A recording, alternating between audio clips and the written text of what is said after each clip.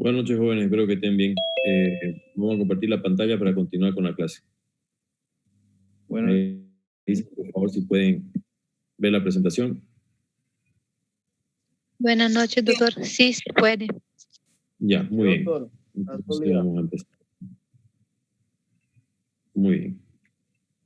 Entonces, jóvenes, ahí tienen prácticamente un hombro en una proyección anteroposterior, que lo común es que la hagan con rotación externa, pero que varía mucho si ustedes le dan cierto grado de rotación, en este caso contrario, rotación interna, por el espacio subacromial que ya veían que era evidente. En los niños, pues, prácticamente el esqueleto inmaduro, también hay que tener constancia de la anatomía de un adulto para poderla reproducir en un hueso inmaduro y saber las relaciones anatómicas. Por ejemplo, que esta luna menguante de aquí es prácticamente la epífisis proximal, o sea, la cabeza humeral, que esta zona pertenece a su fisi o núcleo de crecimiento o cartílago de crecimiento, y su diáfisis, que es muy difícil diferenciar un troquíter de un troquín, pero ustedes recordando la anatomía, pues prácticamente se van a poder orientar. Existen proyecciones especiales para visualizar un hombro. En este caso tenemos la radiografía axial o axilar. Algunos también la denominan radiografía de Alexander. Aquí, ¿qué nos interesa valorar? Prácticamente la congruencia de la cabeza humeral con la glena escapular y la relación que puede tener en una luxación anterior o posterior. Otra proyección prácticamente especial es la proyección de perfil o proyección lateral de la escápula. Llama la atención esa imagen en Y o imagen en fantasmín, como si fuera un fantasma con los brazos elevados. Igual también nos da una orientación de la congruencia entre la glena escapular y la cabeza humeral. Pues la glena humeral la glena escapular tiene que estar circunscrita dentro del contorno de la cabeza humeral.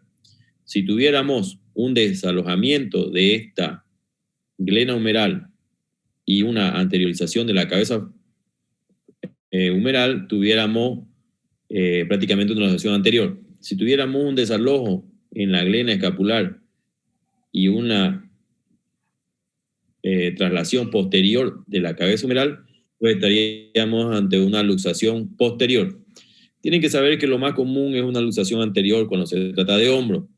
Pueden haber luxaciones posteriores, pero son en casos prácticamente muy raros. Por ejemplo, que sea una caída con el hombro, con toda la extremidad en rotación interna, cargas eléctricas porque te produce una contracción clónica, mejor dicho. Y en las epilepsias también, los pacientes que sufren cuadros epilépticos, por esas contracciones tónico-clónicas pueden luxar, y en este caso luxan el hombro generalmente hacia posterior. ¿Por qué? Porque la gran contractura del músculo pectoral mayor, pues te hace una rotación interna que te puede hacer luxar incluso la cabeza humeral. Aquí tenemos la proyección lateral, la imagen en fantasmín, la zona circunscrita que pertenece a la glena escapular, y por fuera más grande prácticamente la cabeza humeral. Hay situaciones en que a nivel del hombro, otra de las articulaciones son la acromioclavicular, se pueden ver también afectadas. Por prácticamente primeras descripciones y popularización estaban estudiadas las luxaciones acromioclaviculares con una proyección anteroposterior bilateral comparativa con estrés. En general se utilizaban entre 1.5 a 3 kilogramos sobre la extremidad y el cíngulo torácico lesionado para prácticamente hacer tracción y poder evidenciar esa solución de continuidad ya de desalojo de lo que sería el tercio lateral de la clavícula de la zona acromial. Hoy está en desuso porque prácticamente existen proyecciones mucho más inocuos al dolor y prácticamente mucho más fáciles de reproducir. No van a tener que ustedes anestesiar a un paciente a nivel acromioclavicular para que no le duela la tracción porque son altamente doloridas. No van a tener que hacer una tracción, ponerle pesos al paciente, que también el paciente es renuente a que le hagas doler. Y en una de esas proyecciones tenemos, por ejemplo, la proyección de Stryker, que la proyección de Stryker prácticamente con la extremidad llevada hacia la cabeza, con un ángulo anteroposterior y 10 grados hacia cefálico, podemos evidenciar pues prácticamente también la relación de la glena con la escápula y sobre todo la orientalización que puede existir del tercio lateral de la clavícula con el acromio, como pueden ver aquí, ya sea hacia anterior, hacia posterior o prácticamente por debajo y posterior, como puede suceder en el caso de una lesión acromioclavicular tipo 6. Anterior y superior generalmente se da en 1, 2, 3. Posterior, por detrás del acromio, se da en el caso 4. Un desalojamiento mayor al 300%, grado 5, y prácticamente por debajo de la coracoide, un grado 6.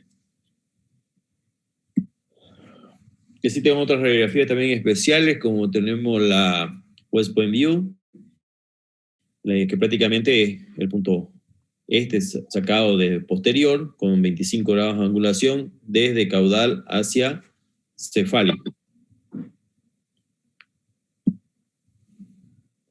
Otra proyección prácticamente del espacio subacromial es la proyección frontal, con 30 grados hacia caudal, o sea, dirigido hacia abajo sobre la perpendicular del suelo, para evidenciar exclusivamente lo que sería el espacio subacromial. Ya ustedes vieron que un espacio subacromial aumentado de volumen se da en un paciente con rotación interna del hombro. Pero si ustedes quieren valorar a un paciente exactamente sobre su espacio subacromial verdadero, porque la escápula no está paralela al suelo, sino está ligeramente mirando hacia arriba, la cara al suelo y obviamente toda la escápula mirando casi hacia arriba. Y es por eso que se le da eso prácticamente 20 grados de inclinación a caudal, perdón, 30 grados de inclinación a caudal para poder mirar bien tangencial a lo que sería el borde inferior del acromio y poner en descubierto todo el espacio subacromial por el cual va a transcurrir el músculo supraespinoso.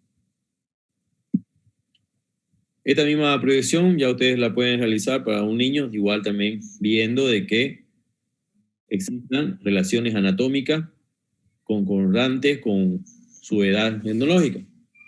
Pues, por ejemplo, aquí vemos un pequeño núcleo de osificación de la epífisis proximal recién en consolidación, pues esto es un niño menor de 1 año. ¿Existe el espacio subacromial visto de una proyección lateral? Sí. Lo que hay que ver es prácticamente siguiendo los brazos de este fantasma, ¿no? Acromion, coracoide, y debajo de lo que sería el acromion, ver este espacio que sería el subacromial.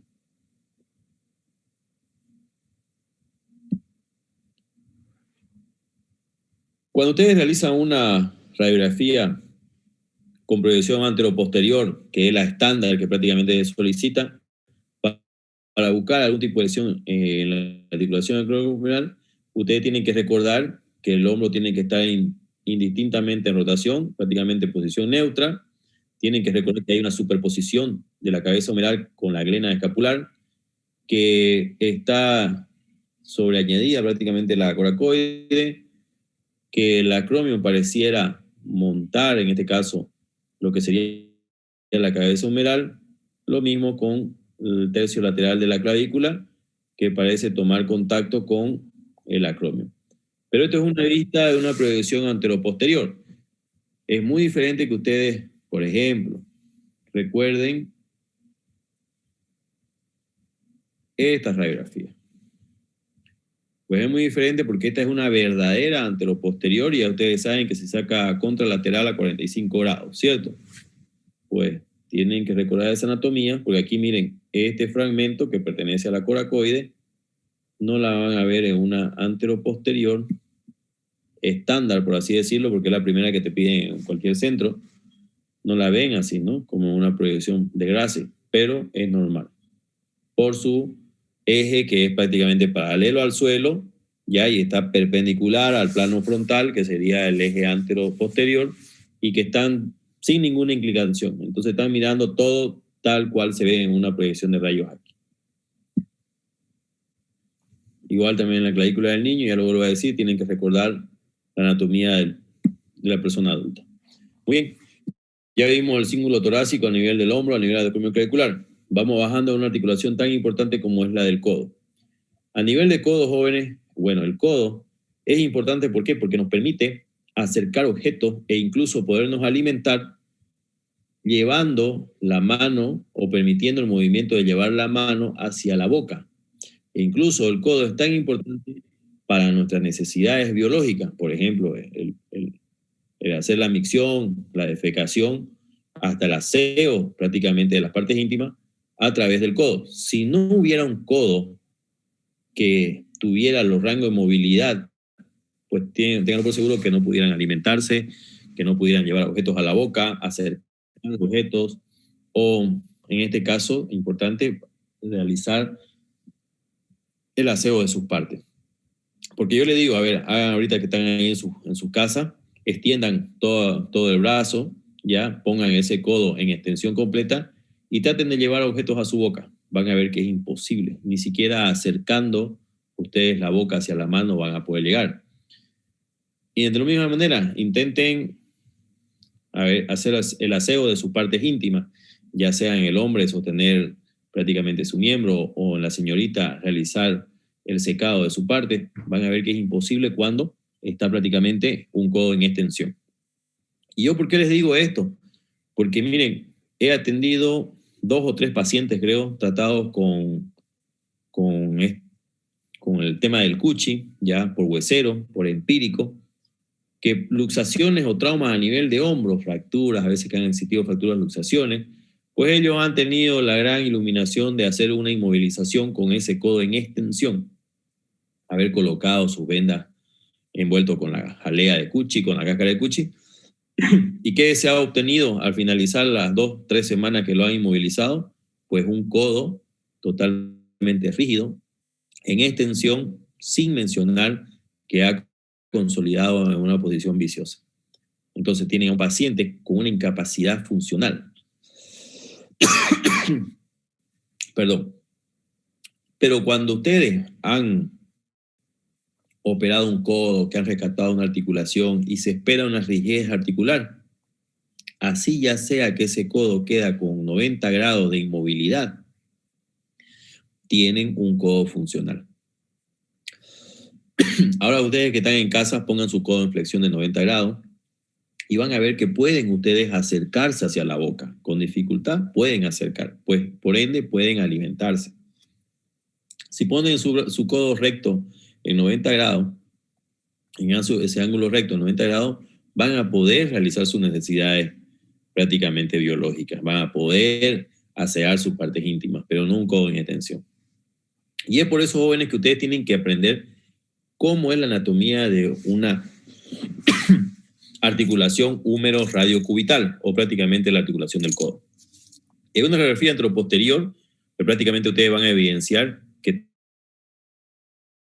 toma participación toda la epífisis distal del húmero, que tiene relieves anatómicos, por ejemplo, internamente como la epitróclea, bajando de una columna medial o una columna interna, la epitróclea.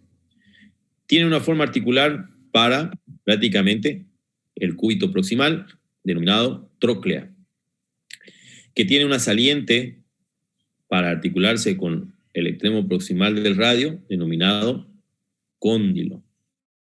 Y tiene prácticamente otra protuberancia proximal a él, superior a este pronunciamiento, denominado epicóndilo, continuándose con una columna lateral. El húmero se articula con los 2 huesos en su parte proximal del antebrazo, en este caso con el cúbito a través de una cavidad que se denomina cavidad sigmoidea, la cual tiene un retén anterior denominado apófisis coronoide. Hacia lateral tienen ustedes una pequeña concavidad que se articula con esta convexividad llamada cóndilo, la cual a nivel radio se denomina cúpula radial o cabeza radial, ¿ya? La misma que a través de una circunferencia y ligeramente plana se articula con su hueso prácticamente vecino a través de otra cavidad que sería la cavidad sigmoidea radiocubital proximal. Entonces, tenemos una articulación, 2, 3 articulaciones a nivel prácticamente del comer. Húmero cubital, húmero radial y radio cubital proximal, en este caso su cavidad media. Ahora, es importante que ustedes sepan reconocer esta proyección, esta congruencia a nivel de tróclea y cavidad sigmoidea, esta relación del cóndilo y cúpula radial y esta otra articulación radiocubital proximal. ¿Por qué? Porque a través de esto se pueden ver facilitados los movimientos de flexo, extensión, así como los movimientos de pronosupinación. Si ustedes no encuentran la integridad y la congruencia de estas 3 articulaciones, pues prácticamente van a tener un tipo de limitación o incapacidad funcional. Fractura a nivel del cóndilo con la cúpula radial, pues prácticamente va a estar limitada a su flexo de tensión, así como su pronosupinación. Una alteración entre el cúbito y el radio que afecte la articulación prácticamente proximal va a tener alteración no flexoextensiva, sino de pronosupinación. Lo mismo, una fractura a nivel de lo que sería el tercio proximal del cúbito que comprometa la apófisis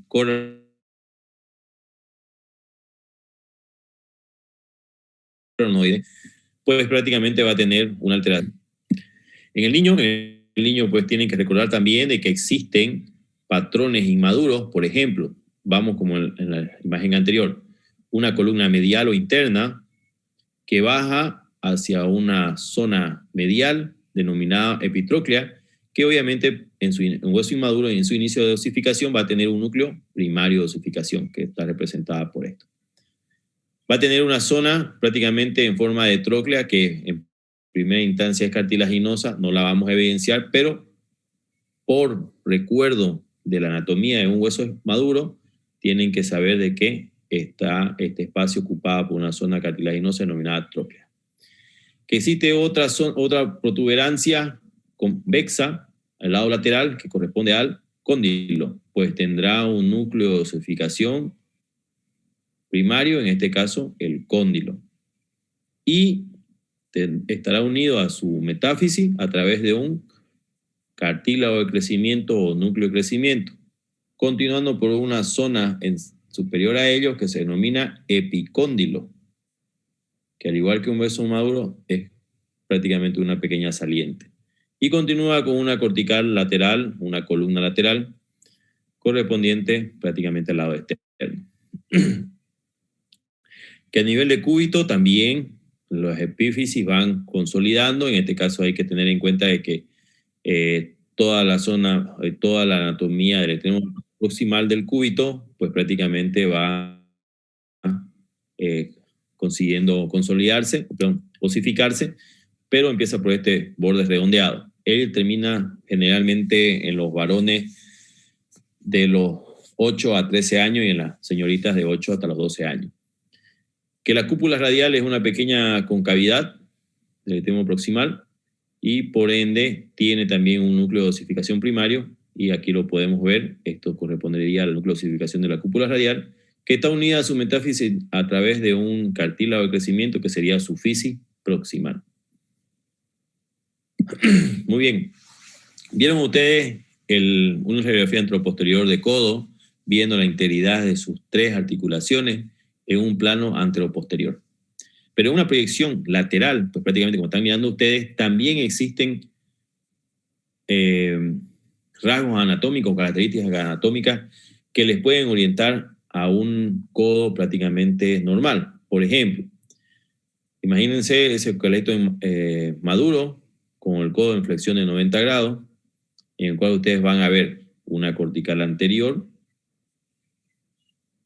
una inclinación hacia adelante, que es la paleta humeral, pero aquí podemos ver lateralmente cómo se dibuja el cóndilo humeral y que asciende hacia una cortical posterior.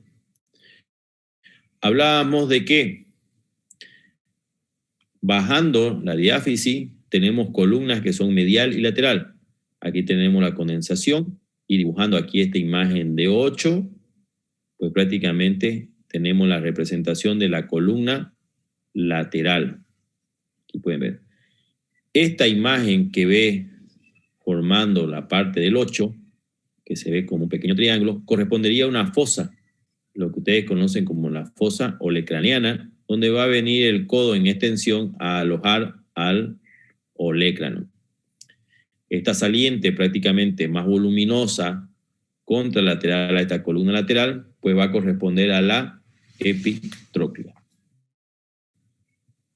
Ahora, muy bien, ya tienen ustedes la diáfisis humeral, la columna lateral, la paleta humeral, el cóndilo humeral, la fosa olecraniana. ¿Con quién se articula? Con el radiocúbito. Pues entonces tienen que buscar quién se articula con el cóndilo humeral, la cúpula radial. Entonces ustedes están mirando al radio, dibujando y siguiendo las corticales. Ustedes pueden diferenciarlo aquí y pueden ver cómo es el radio articulado con el cóndilo humeral. Normalmente se tiene que articular. No puede ser este porque no se está articulando. No puede ser este el radio. Vemos una cavidad, que generalmente es más grande, que es la cavidad sigmoidea, ¿cierto? Y la cavidad sigmoidea es del hueso cubital. Aquí ustedes están viendo cómo es del hueso cubital. Está prácticamente limitado hacia anterior a través de una apófisis como retén, que hablábamos, es la apófisis coronoide. Aquí ustedes pueden ver en toda su integridad la apófisis coronoide. Y prácticamente este extremo proximal denominado olecrano, que va a venir en extensión a alojarse a la fosa olecraniana. Pues entonces, jóvenes, ustedes aquí tienen, siguiendo las corticales, toda la paleta humeral, con su relación normal de la cúpula radial y una cavidad sigmoidea con apófisis coronoide del tercio proximal del cúbito, prácticamente siendo toda la articulación mayor del húmero, o en este caso del codo.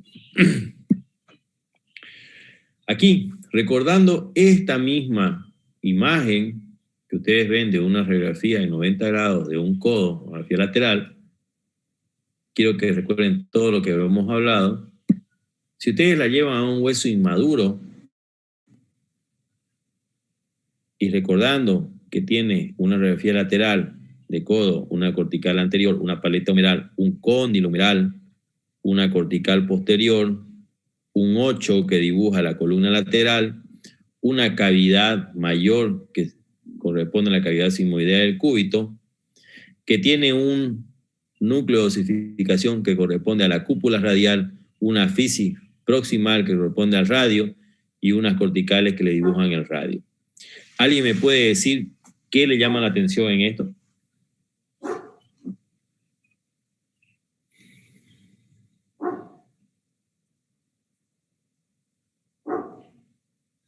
Jóvenes, por favor, ¿alguien me puede decir qué de anormal pueden ver en esa radiografía?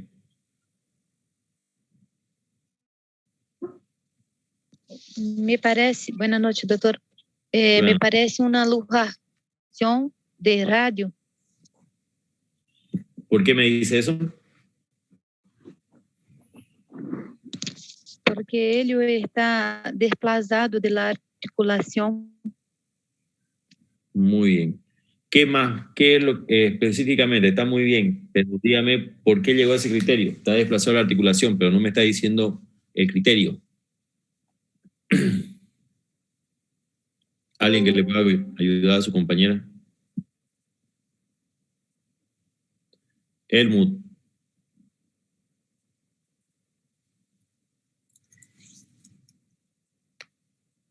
Helmut, ¿puedes ayudar a tu compañera? No creo que está en sala de espera.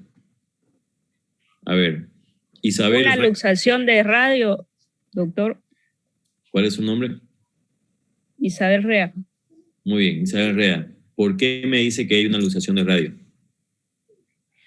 Bueno, por la pérdida de congruencia que hay entre la articulación radio cubital proximal. Ya. Bueno, esa es una radiografía de niño, ¿no, doctor? Por Sí. los núcleos de osificación. Ya, pero no radio cubital proximal, porque es muy difícil verlo. Aquí casi no se ve, ¿me entiende? Pero no es eso. ¿Por qué? ¿Cuál es la diferencia?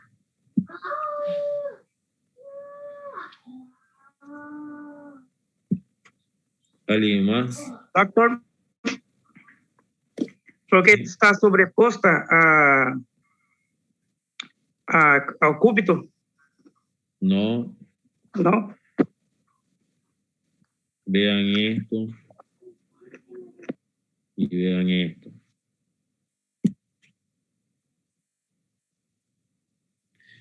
Para que una articulación esté normal, ¿qué tiene que haber? Congruencia, ¿cierto? Y en una luxación no hay congruencia. Entonces, miren, esta cúpula radial no está congruente a este cóndilo. ¿Me entienden? No se están mirando de frente como en una radiografía de un hueso maduro normal. Mira, aquí está el cóndilo bien encajado con la cúpula. ¿Me entienden? Y miren acá, cóndilo, no hay cúpula. Está totalmente desalojada. Entonces están ante una luxación de cúpula radial. Si ustedes recuerdan la anatomía y la congruencia de las articulaciones de una radiografía, ténganlo por seguro que no le van a errar. Es cierto, es una luxación del radio, pero no se dejen llevar por lo grosso. Ya les dije, el primer error que comete el estudiante, el interno, es que se van a lo más grosso. Yo veo que este hueso puede estar volando, sí, digo luxación, pero ¿por qué? Está congruente con la otra estructura anatómica que sería el cóndilo. Esa es la respuesta, jóvenes. ¿Me entendieron? Ya, doctor, gracias. Sí, porque así van a hacer las preguntas de sus exámenes. Bueno, aquí tenemos otra proyección, en este caso oblicua. Las oblicuas ustedes saben que pueden ser oblicua derecha interna, oblicua derecha externa, depende del lado de la proyección que toman. Por ejemplo, aquí tiene una radiografía del codo derecho, es una proyección oblicua interna. Y pueden ver igual también, columna medial, epitróclea, tróclea, cóndilo, parte del epicóndilo, aquí atrás se lo ve, y la columna lateral. ¿Qué correspondería a esto? Lo olecrano. Isabel Rea. ¿Esto de aquí qué corresponde? La fosa olecraniana. Lo olecrano, doctor. Fosa olecraniana, este hueco que ven aquí circunscrito, esto es prácticamente una parte delgada, por eso se ve como hueco, ¿me entienden? Es una parte delgada de cortical. Esto es la fosa olecraniana. Imagínense, y ahorita les voy a decir, se van a bajar una aplicación que se llama Skeleton. ¿Me entienden? Esa aplicación Skeleton,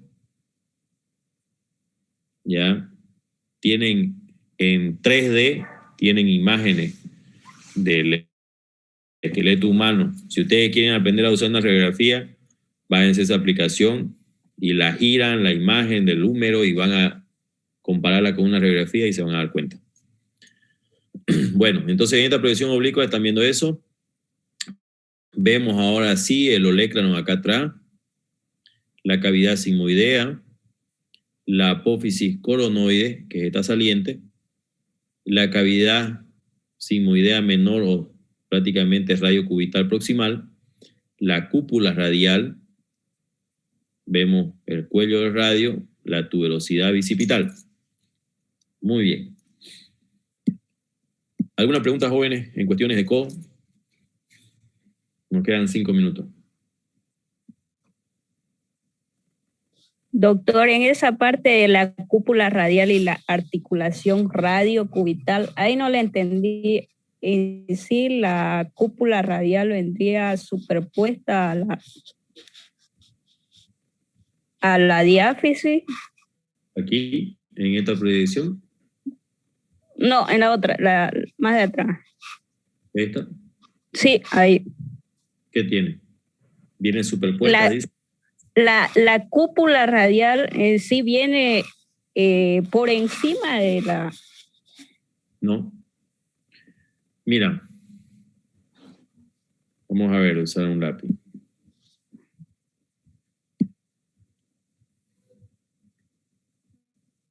Esta es la cavidad sigmoidea. ¿Ya? Viene así.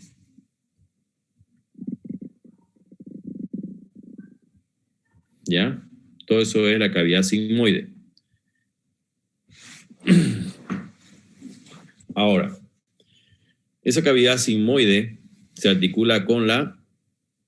Vamos a cambiar de color. Texto. No me sale color. Aquí está. Esa cavidad sigmoidea que es del cúbito se articula con la tróclea, ¿cierto? ¿Lo pueden ver? Muy bien. Y dijimos que el cúbito tiene una forma plana, una pequeña cavidad.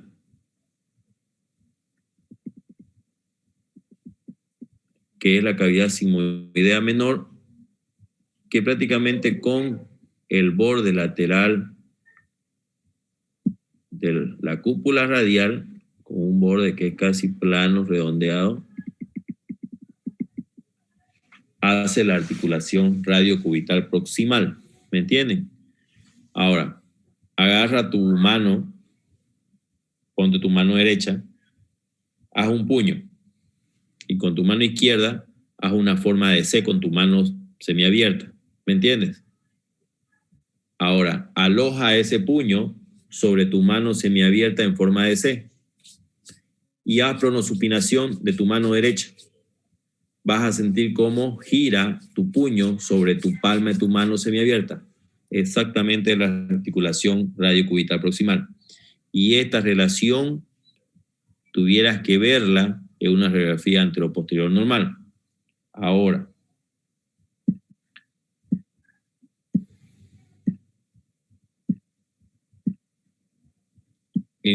para ver el radio,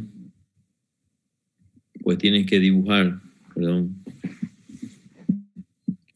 para ver el radio tienes que dibujar las articulaciones. En este caso, la cúpula con el cóndilo luminal se tienen que ver exactamente.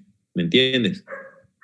Ahora, en una radiografía lateral, esta congruencia, pues tienes que verla igual. Aquí está la paleta. Este es tu cóndilo humeral. Y tu cúpula radial, pues prácticamente sería esta. Y este es tu borde de la cúpula. Y ahí está dibujada toda tu cúpula. Esta es parte de su cuello, tuberosidad bicipital. Entonces, mira, está articulado tu cóndilo y tu radio con su cúpula radial. Y en este niño, ¿qué es lo que pasa? En este niño, pues prácticamente aquí está el cóndilo y aquí está la cúpula. Bueno, jóvenes, que tengan buenas noches. Nos vemos el día lunes. Vayan estudiando el tema, creo que ahorita se le va a pasar. ¿Okay? Buenas noches, doctor. Ya lo tienen. Gracias. Lo paso. Gracias. Ok, hasta luego, chao.